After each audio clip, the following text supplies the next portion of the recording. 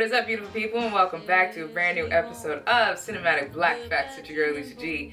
This is a quick look into black people and other people of color in the cinematic history you never learned. So, this week we have just an interesting woman, if I do say so myself. Now, this woman has been named one of the most interesting people in the world by Orson Welles. Is a comedian, an actor, a singer, done some Christmas songs, as well as made C'est Si Bon, her rendition, quite popular back in her day. And she is just one great villain. If you haven't figured it out by now, I'll give the clue. She was also, just so happened to be, the first black Catwoman. Now, if you haven't figured out, shame, shame, shame, walk away. No forgiveness. Gone. I'm sorry. But if you have stayed and you have figured it out, good job. This week we are talking about the one and the truly only Eartha Kitt. So, let's dive on in, shall we? Eartha Mae Kitt was born on a cotton plantation near the small town of St. Matthews in South Carolina on January 17, 1927. Her mother, Anna Mae Kitt, was of Cherokee and African descent. Though she had little knowledge of her father, it was reported that he was a son of the owner of the farm where she had been born, and that Kitt was conceived by rape. Eartha was ostracized at an early age because of her mixed-race heritage. At 8 years old, she was given away by her mother and sent from South Carolina cotton fields to live with an aunt in Harlem. In New York, her distinct individuality and flair for show business manifested itself, and on a friend's dare, the shy teen auditioned for the famed Catherine Dune dance troupe. She won a spot as a featured dancer and vocalist, and before the age of 20, toured worldwide with the company. During a performance in Paris, Miss Kitt was spotted by a nightclub owner and booked as a featured singer at this club. Her unique persona earned her fans and fame quickly, even Orson Welles, who called her the most exciting woman in the world. Welles was so taken with her talent that he cast her as Helen of Troy in his fabled production of Dr. Frost. 2 years later, she was cast in the review of New Faces of 1952, introducing Montigny's and Bal Petite Bal, two songs which she is still identified by. Broadway stardom led to recording contracts and a succession of best-selling records, including Love for Sale, I Want to Be Evil, Santa Baby, and Folk Tales of the Tribe of Africa, which earned her a Grammy nomination. During this period, she published her first autobiography, Thursday's Child.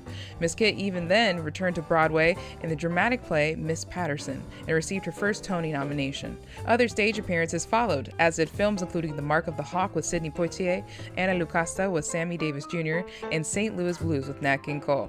In 1967, Miss Kitt made her mark on pop culture as the infamous Catwoman in the television series Batman. She undoubtedly became synonymous with the role, and her trademark growl became imitated worldwide. Singing in 10 different languages, Miss Kitt performed in over 100 countries and was honored with a star on the Hollywood Walk of Fame in 1960. In 1966, she was nominated for an Emmy for her role in the series I Spy. In January 1968, during Lyndon B. Johnson's administration, Kitt encountered a substantial professional setback after she made anti-war statements during a White House luncheon. Kitt was asked by First Lady Bird Johnson about the Vietnam War. She replied, "You send the best of this country off to be shot and maimed? No wonder the kids rebel and take pot," during a question and answer session. Her remarks caused Ms. Johnson to burst into tears. It is widely believed that Kitt's career in the United States was ended following her comments about the Vietnam War, after which she was branded a sadistic nymphomaniac by the CIA. For years afterwards, Ms. Kitt was blacklisted in the U.S. and was forced to work abroad, where her status remained undiminished. A defamatory CIA dossier about Kitt was discovered by Seymour Hersh in 1975. Hersh published an article about the dossier in the New York Times. The dossier contained comments about Kitt's sex life and family history, along with negative opinions of her that were held by former colleagues. Kitt was active in numerous social causes in the 1950s and 1960s. In 1966, she established the Kittsville Youth Foundation, a chartered and non-profit organization for underprivileged youth in the Watts area of Los Angeles. She was also involved with a group of youth in the area of the Anacostia in Washington, D.C., who called themselves Rebels with a Cause. Kitt later became a vocal advocate for LGBTQ rights and publicly supported same-sex marriage, which she considered civil rights. 10 years later, she made a successful return to Broadway in the 1978 original production of the musical Timbuktu, for which she received the first of her 2 Tony Award nominations. Her second was for the 2000 original production of the musical The Wild Party.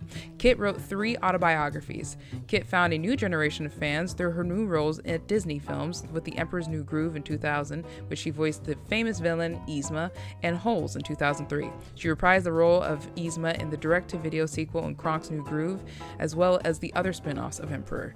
Her work on the later earned her 2 Daytime Emmy Awards, as well as a 3rd award after her death for Wonder Pets. In 1991, Kitt returned to the screen in The Ernest Sacred Stupid as Old Lady Hackmore, and in 1992, she had the supporting role as Lady Eloise in Boomerang. In 1995, Kitt appeared as herself in the episode of The Nanny. In 1960, she married John William McDonald, an associate of a real estate investment company, and later had a daughter named Kitt McDonald, born on November 26, 1961. Kitt and McDonald divorced in 1965. Kitt died of colon cancer on Christmas Day in 2008, 3 weeks short of her 82nd birthday at her home in Weston, Connecticut. Now, as always, Eartha, you just give me such warm vibes, I have to say. Definitely a woman I have always looked up to and always appreciated everything she did as a woman, as an actor, and all around Eartha. That's all I can say. As always, here on Cinematic Black Facts, we honor you, we salute you, we respect you. But most importantly, Miss Eartha Kitt, if you're listening, we thank you for everything you did for your community, as well as the acting and performing arts community. It's always very much appreciated. Who do you want to see next on Cinematic Black Facts? Let your girl know down below in the comments. And that is a cut, a print, and a slate, and a wrap on this week's episode. I'll talk to y'all later. Bye.